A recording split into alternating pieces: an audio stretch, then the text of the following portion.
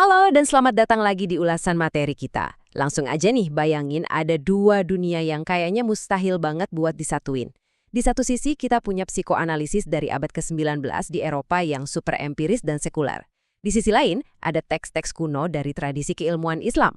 Kalau dipikir-pikir, kayak minyak sama air kan, nggak mungkin nyampur. Tapi apa yang bakal kita bahas hari ini benar-benar akan mengubah cara pandang kita soal pikiran manusia. Nah, yang jadi pertanyaan utamanya gini, apa sih sebenarnya kesamaan antara psikoanalisis barat yang rasional itu dengan teks kuno Islam? Gimana ceritanya, dua sudut pandang yang sangat berbeda, yang satu melihat agama itu cuma ilusi, sementara yang satu lagi justru berpusat penuh ke Tuhan, ujung-ujungnya malah bisa sepakat soal anatomi pikiran manusia. Coba deh dipikir-pikir bentar. Ini adalah eksplorasi yang luar biasa banget. Buat menjawab rasa penasaran itu, kita udah siapkan peta jalannya. Kita bakal mulai dari dua sudut pandang kepribadian, terus masuk ke anatomi jiwa menurut Freud, lanjut ke nafsiologi alias struktur kepribadian Islam, melihat persimpangan psikoanalisis dan agama, sampai akhirnya kita bahas fitrah, dimensi manusia seutuhnya. Udah siap? Yuk kita mulai. Oke, kita masuk ke bagian pertama. Dua sudut pandang kepribadian, Freud versus nafsiologi. Sebelum kita membedah isi kepala kita harus paham dulu nih, dari mana dua akar pemikiran ini berasal. Gini, ada perbedaan yang sangat mendasar dari asal-usul keduanya. Buat Sigmund Freud, pendekatannya itu murni empiris dan duniawi. Bahkan fenomena keagamaan itu sering dianggap cuma ilusi aja, semacam neurosis universal gitu. Nah, di sisi sebaliknya kita punya nafsiologi Islam. Kalau yang ini, dasar kebenaran mutlaknya jelas bersumber dari aturan ilahi dan Al-Quran, walaupun tetap memberikan porsi yang besar buat akal dan sains. Dua metodologi ini emang bertolak belakang banget ya, tapi mari kita lihat sama-sama kemana mereka bakal membawa kita. Sekarang kita melangkah ke bagian kedua, anatomi jiwa menurut Freud, 3 lapisan kesadaran. Kita bakal bedah bareng-bareng apa yang sebenarnya ditemukan sama Freud pakai analogi yang mungkin udah cukup familiar buat kalian. Coba bayangin pikiran kita itu persis kayak gunung es raksasa di tengah samudra. Freud membagi kesadaran kita jadi 3 lapisan. Nah, pucuk es kecil yang kelihatan di atas air itu alam sadar kita, yaitu hal-hal yang lagi kalian dan saya pikirkan detik ini juga.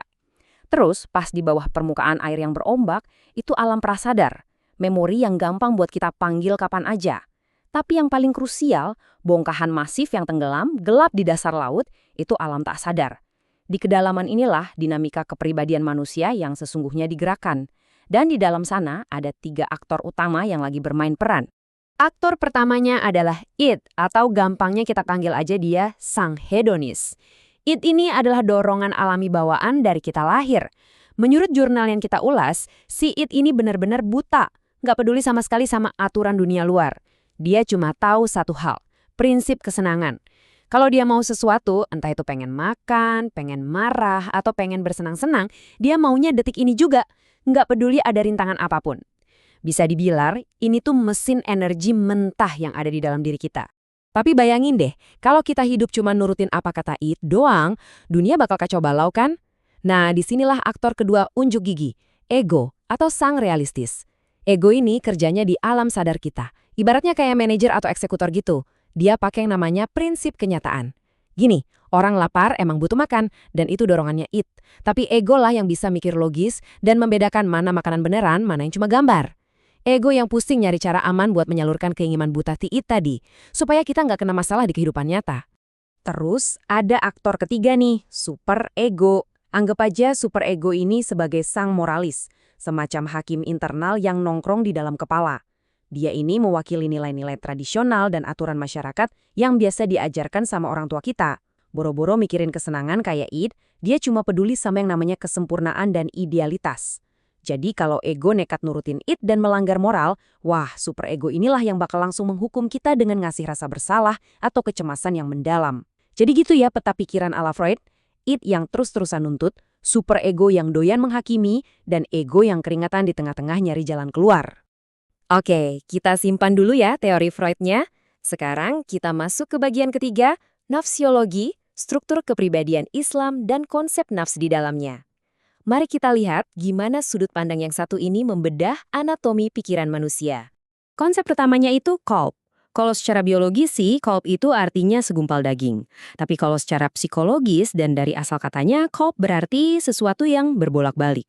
Jurnal Nafsiologi mendeskripsikan kolb sebagai reservoir alias sumber energi utama yang menggerakkan kita sebagai manusia. Dan yang bikin ini super menarik, sifat dasar kolb itu emang terus-menerus nyali pemenuhan atas keinginan yang berubah-ubah. Pokoknya dia pengen dipuaskan. Mulai kedengaran familiar nggak sih? Komponen selanjutnya dalam nafsiologi adalah ego, atau sering disebut aku.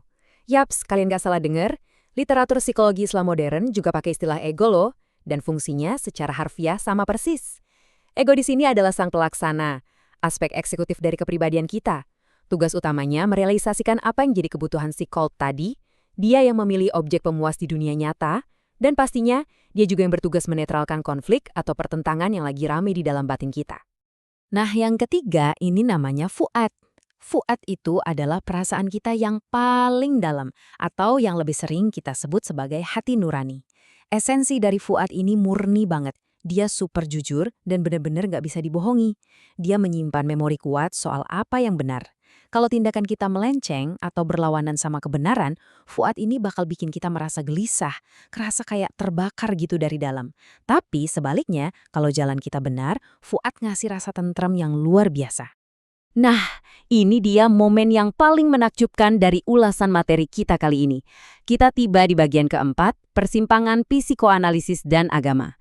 Mari kita jajarkan dua sistem dari dua dunia yang beda ini bersebelahan. Kalian bakal kaget melihat hasilnya. Jurnal yang lagi kita bahas ini menemukan kesamaan yang benar-benar kuat. It ternyata bersanding lurus dengan Kolb. Psikoanalisis Freud maupun nafsiologi Islam, dua-duanya sepakat kalau di dalam diri manusia itu ada satu inti primal yang digerakkan sama energi super besar. Dua tradisi ini sama-sama bilang kalau elemen ini adalah kekuatan yang selalu menuntut pemuasan internal, tanpa peduli realita dunia luar. It sibuk mencari kesenangan insting, sementara Kolb berbolak-balik menuntut kehendaknya dipenuhi. Mirip banget kan? Terus, gimana dengan sang eksekutornya? Ternyata, dua-duanya secara harfiah pakai konsep ego. Ego versi Freud kerja keras jadi penengah konflik pakai prinsip kenyataan, sedangkan ego versi Islam bertindak sebagai pengendali eksekutif yang menyelaraskan dorongan jiwa dengan realitas objektif di luar sana. Bayangin, dua tradisi yang berkembang sendiri-sendiri ini bisa sampai pada satu kesimpulan yang persis sama. Manusia butuh fungsi rasional di garis depan buat mencegah kehancuran dirinya sendiri. Dan ini nih persimpangan yang paling bikin merinding. Superegonya Freud, si hakim moral yang doyan ngasih rasa bersalah kalau kita melanggar aturan, itu beresonansi sempurna dengan fuad, alias hati nurani terdalam di Islam, yang sensitif banget soal benar dan salah. Fuad bakal membakar batin kita pakai kegelisahan waktu kita berbuat dosa. Kosakatanya emang beda, tapi sebenarnya mereka merujuk ke satu mekanisme kompas moral dan rasa bersalah yang sama persis. Ini membuktikan biarpun fondasinya yang satu sekuler dan yang satu religius, mereka berhasil memetakan mesin psikologis manusia dengan tingkat presisi yang mencengangkan. Tapi ternyata peta psikologi Freud ada ujungnya loh. Kita masuk ke bagian kelima, fitrah dimensi manusia seutuhnya. Di sini, kita bakal melihat di titik mana pemikiran Freud berhenti dan di mana pandangan Islam melangkah lebih jauh mengeksplorasi dimensi manusia. Nah, disinilah titik perpisahan mereka. Psikoanalisis Freud itu mentok di aspek psikofisik manusia aja, kayak pikiran, otak, trauma, memori, udah sampai situ aja. Tapi, literatur kita menyoroti kalau dalam nafsiologi ada satu elemen krusial tambahan yang namanya ruh. Ruh ini ibaratnya percikan ilahi, sinyal ketuhanan murni yang gak bakal pernah bisa tersentuh sama penyakit emosional kayak depresi atau kecemasan. Jadi, yang cemas, stres, atau frustrasi itu sebenarnya nafs kita, bukan ruh kita. Buat saya, ini pemahaman yang sangat menyegarkan dalam melihat masalah penderitaan mental. Dengan adanya tambahan ruh tadi, nafsiologi melihat manusia seutuhnya lewat rancang bangun yang namanya 3 dimensi fitrah. Pertama di jasmani, ini realitas fisik tubuh biologis kita. Kedua rohani, yaitu koneksi spiritual kita yang mengikat kita dengan Tuhan. Dan yang ketiga, barulah nafsani. Nah, nafsani ini posisinya ada di tengah-tengah sebagai jembatan. Disinilah ruang eksekusi tempat fungsi psikologis kita, yaitu kolb, ego, dan fuad beroperasi. Nafsani ini sang pengambil keputusan. Dia yang merangkum interaksi antara tubuh fisik kita dan roh ketuhanan kita, sekaligus jadi kemudi utama yang menentukan tiap langkah tindakan kita sehari-hari. Ini membawa kita ke sebuah pemikiran akhir yang dalam banget. Profesor Ahmad Mubarok, seorang pakar psikologi Islam, mengutip sebuah prinsip yang maknanya luar biasa. Tuhan tidak mengubah nasib suatu kaum sebelum mereka mengubah keadaannya sendiri atau jiwanya. Dan tebak, kata jiwa di situ merujuk pada nafs. Artinya apa? Semua materi yang kita ulas ini bukan sekedar teori di atas kertas. Paham sama struktur psikologis kita, mengenali kapan si hedonis muncul, melatih ego kita biar waras, dan mendengarkan suara hati nurani kita, itu adalah langkah pertama dan paling utama buat kita bisa secara aktif mengubah realitas dan nasib hidup kita sendiri.